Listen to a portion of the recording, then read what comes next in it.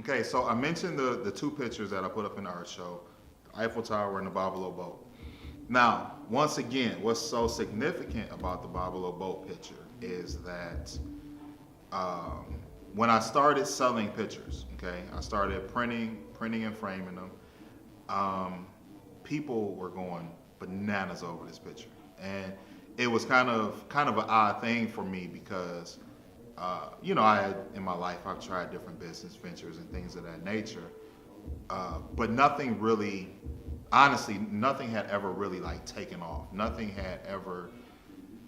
Um, I don't think anything was ever really that good that I tried that people really liked. Okay, you have your people that are close to you that'll support you, but complete strangers were actually buying this picture, and it's funny looking back on it because I didn't even really care for the picture that much. Like I said, it wasn't even my choice to have that picture, even in the art show. So shout out to Rashonda for that. You have some good information sometimes, but that wasn't even my suggestion. But it turns out that that's what people like. So fast forward, the more and more I started selling pictures, I was selling so many of the pictures of the Bobolo boat. In fact, to this day, even though I don't really sell pictures as much as I used to, nowhere near as much, I'm starting back into doing that. However, the Bobolo boat picture was the picture that I ended up selling the most of. Okay, but over the course of the next few years, couple years rather, I sold a lot of pictures, all kind of pictures, nature, landscape, and it motivated me to do more and more and more.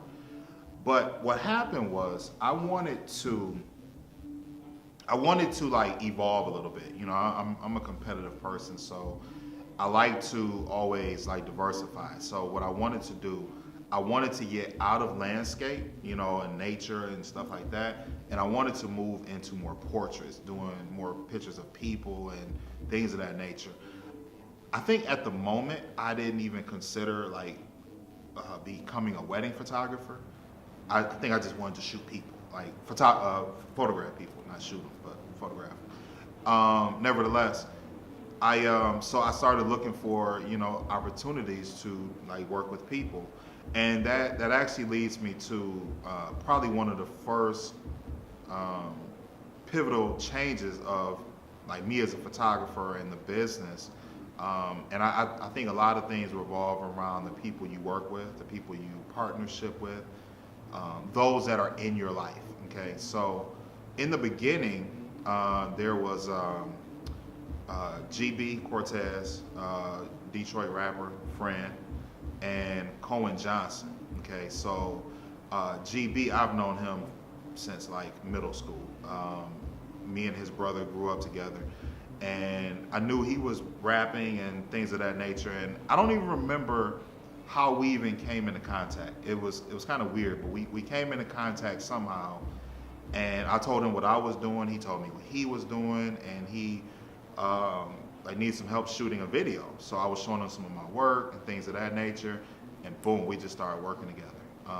And we actually worked together for a few years, but it was through him he introduced me to Cohen, which at the time which not at the time, but Cohen still does. He has a clothing line called Esoteric, and I guess you should be celebrating 10 years also, sir. But anyway, Cohen had a clothing line called Esoteric, and so he needed, he had some models or whatever to model his shirts and things of that nature, but he needed somebody to photograph it, and it's like, boom, there it was.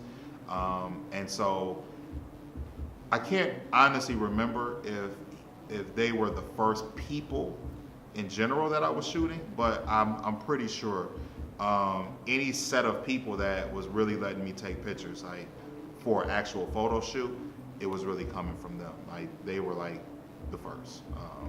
So that's like huge for me.